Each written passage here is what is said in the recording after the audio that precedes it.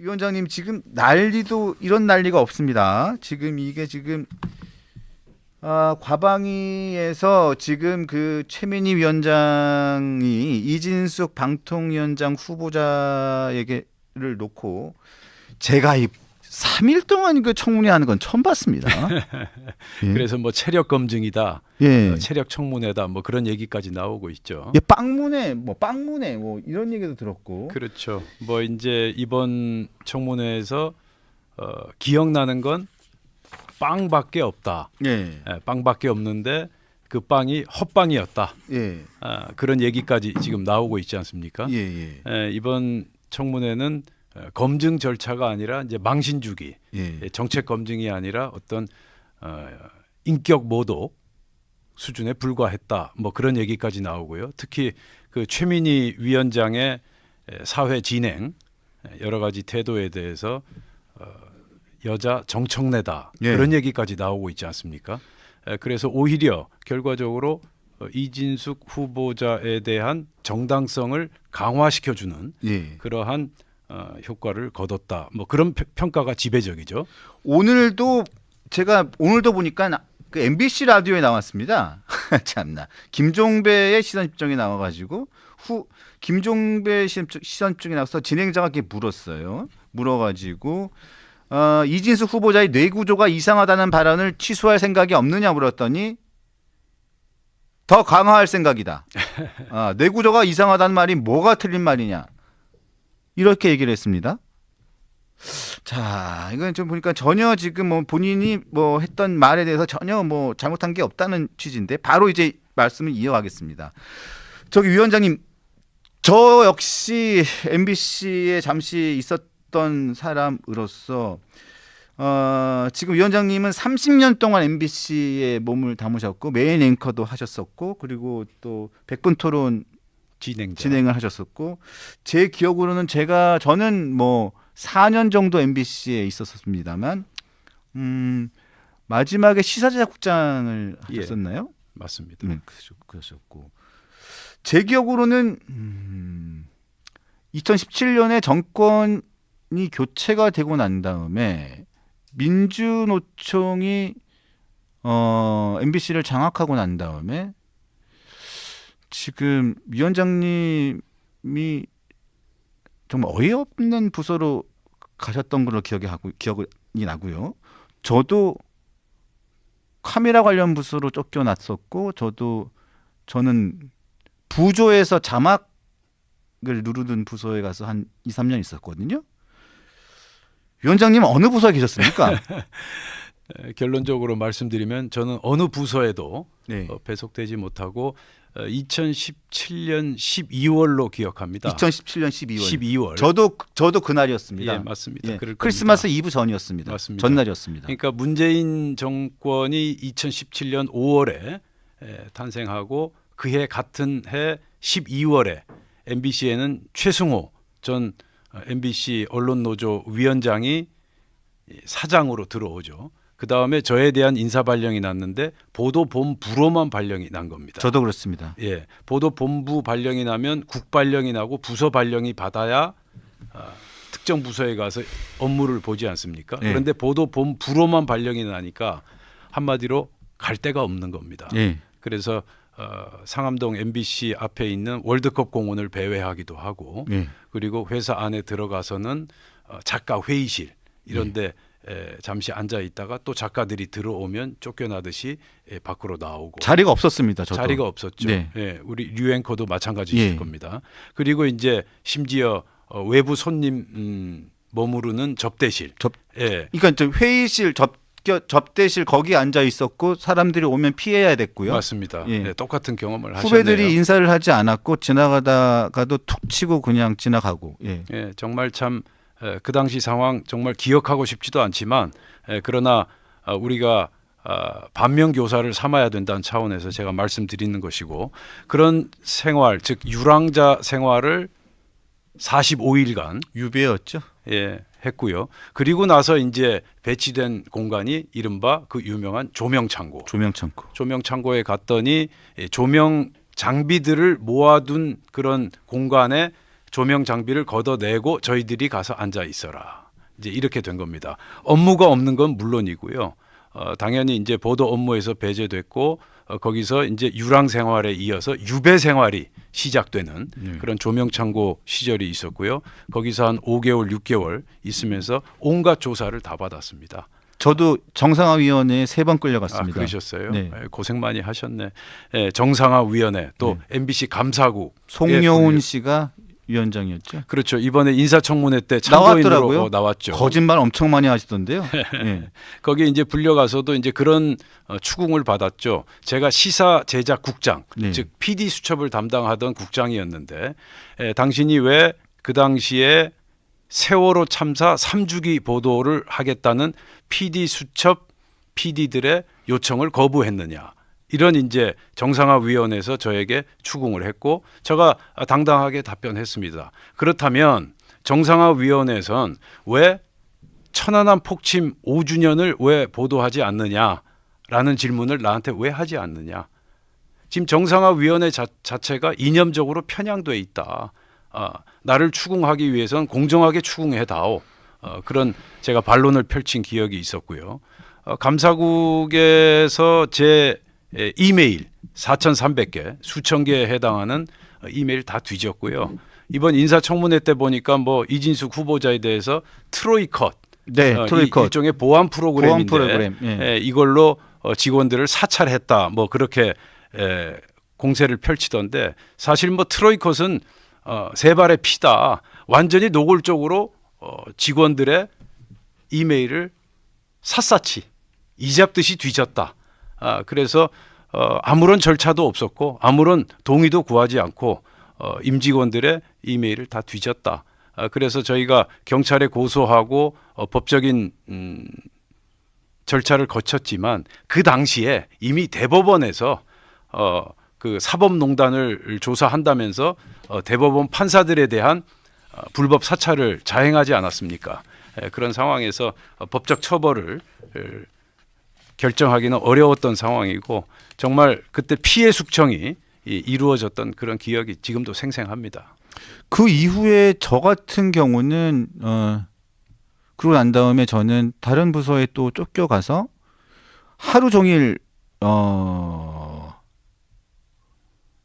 계속 제작물을 만들어서 제 목소리와 제 이름은 전혀 나오지 않고 맞습니다. 아나운서 다른 기자들이 그 프로그램을 스튜디오에서 자기가 쓴 것처럼 읽고 방송하고 제작물을 만들고 저는 그것을 묵묵히 글을 써주고 편집을 해주고 제작물을 만들어주는 역할을 1년 반을 했었고요. 그러고 난 다음에 또 그것도 모자라서 그 다음에는 제가 또 글을 써서 제작물을 만들어주고 난 다음에 주조종실, 부조종실에 가가지고 제작물을 다 납품을 하고 난 다음에 그 자막 커트를 하는 그 역할을 또 1년 반을 했었습니다. 정말 고생 많이 하셨고요. 심지어 그 당시 보도본부장이던 오정환 네. 보도본부장은 이제 적폐 세력으로 제 옆에 계셨습니다. 그렇죠. 제 옆자리에 앉아 계셨습니다. 몰려서 데이터 영상 데이터실인가 뉴스 데이터실 그쪽으로 배치받아서 어떤 일을 했냐면 색인 작업. 색인 작업했습니다. 색인 작업. 예. 색인 작업이란 건 이제 방송사에 들어오는 영상물의 제목을 단다든지 간단한 이제 내용을 네, 기재하는 맞습니다. 그런 예. 색인 작업. 다시 말해서 사실상 알바생이나 이제 아주 그 알바생 비슷한 네. 직원들이 하는 업무를 보도본부장 출신을 적폐 맞습니다. 세력이라는 이유로 예. 그 일을 시킨 거예요. 시켰습니다. 제 뒤에 앉아 계셨습니다. 제 기억납니다. 정말 참 그 당시에 참 저희가 도저히 상상할 수 없는 예. 정말 문재인 대통령 말씀대로 한 번도 경험해 보지 못한 세상이었죠. 그런 세상이 펼쳐졌었는데 저희는 도저히 그 당시 상황을 인정할 수 없으며 잊을 수가 없다. 반드시 그 부분에 대해서는 저희가 시정 조치를 내리고 다시 정상화시켜야 되겠다라는 게 저희들 생각입니다. 그리고 생각해 보니까 근무했던 장소도 창고였는데 먼지가 풀풀 나고 창문이 없는 곳이었습니다. 그래서 제가 이제 대법원 확정 판결을 받고 예. 조명 창고 유배에 대해서 제가 승소를 했습니다. 아, 예. 예, 위자료 500만 원을 받았는데 그때 법원에서 판결한 판결문 내용이 상당히 인상적이었어요.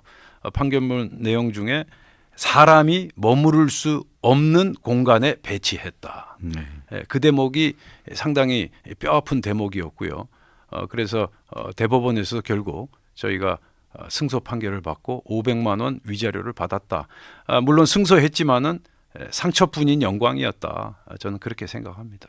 결국은 저는 그렇게 버티다가 한 3년을 버티다가 그러다가 결국은 저는 정신과 치료를 받았고 그래서 그러셨어요? 결국은 그래서 양화대교를 한 열 몇 번 걸어왔던 그랬을 기억이, 겁니다. 예. 저도 상암동 월드컵 공원을 하루에 10바퀴 이상 돌았던 기억이 있습니다. 예, 그래서 정신과 치료를 받고 우울증 약을 계속 먹었었고요. 저희 직원들 중에요.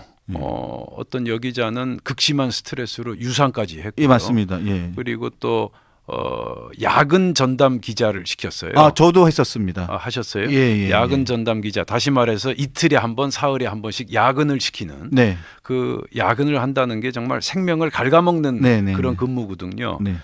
결국은 이제 암에 걸린 그런 후배들도 있었습니다. 있고 네. 정말 눈물겨운 그런 시절이 있었고 지금도 진행되고 있다. 그래서 지금도 하고 네, 있습니다. 지금도 진행되고 있고요. 네.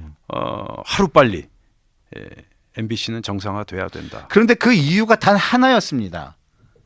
파업에 동참하지 않았다는 이유였습니다. 정확히 예, 보셨습니다. 다른 이유가 없었습니다. 예. 그냥 문재인 정부가 들어서고 MBC의 당시의 사장과 그 경영진을 교체를 해야 되는데 그 파업을 해야 되지 않습니까? 그래서 민주노총 산하의 민주노조?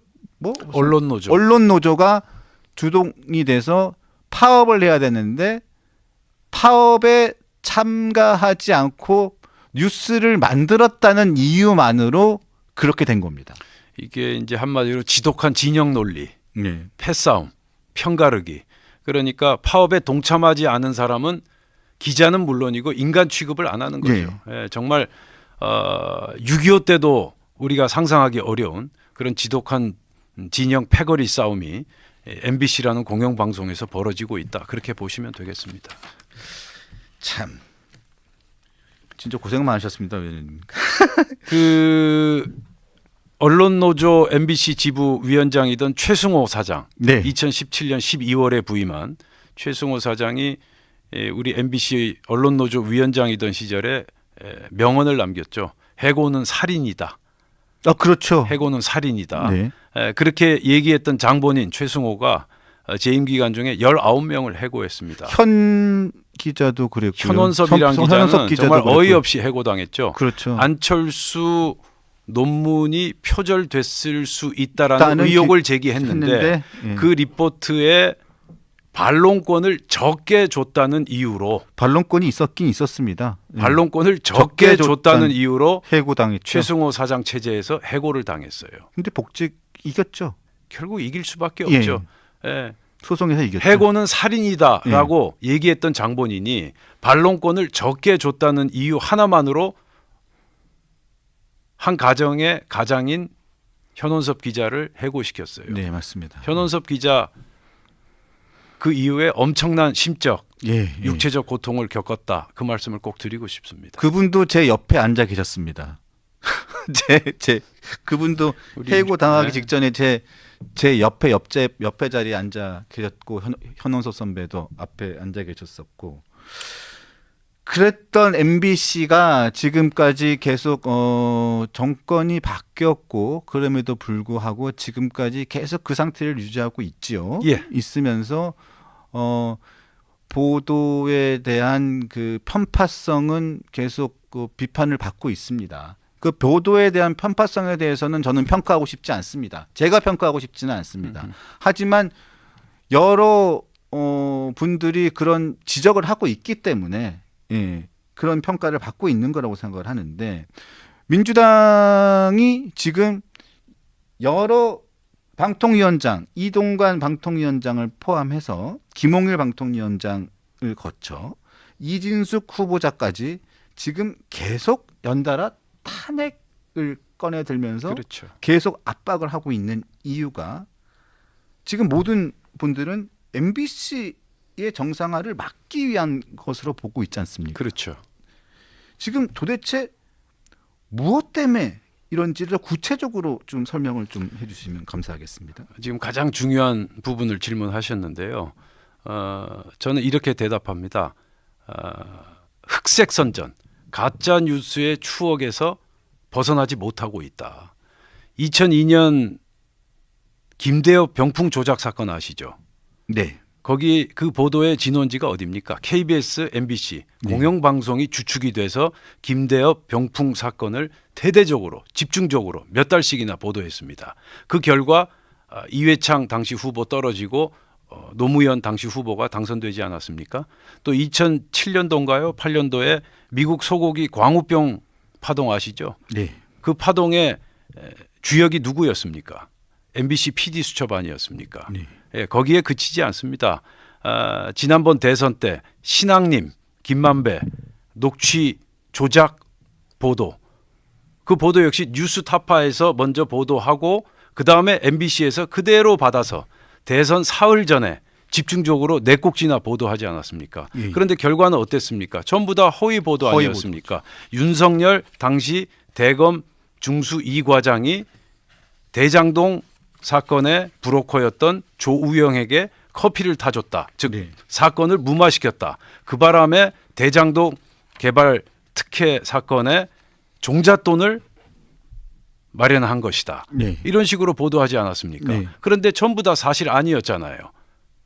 그러니까 주요 고비고비 대선 총선 앞두고 정말 갖가지 가짜뉴스 흑색 선전을 유포하는 진원지가 대한민국 공영방송이었다. 이러한 점에서 좌파 세력 특히 민주당은 그 흑색 선전의 추억에서 벗어나지 못하고 있다. 네. 따라서 지금 이제 MBC나 KBS의 경영진이 만일 자신들에게 불리한 경영진으로 바뀐다면 그 같은 가짜 뉴스를 더 이상 진행시킬 수 없다라는 초조함의 발로다. 저는 그렇게 보고 있는 겁니다.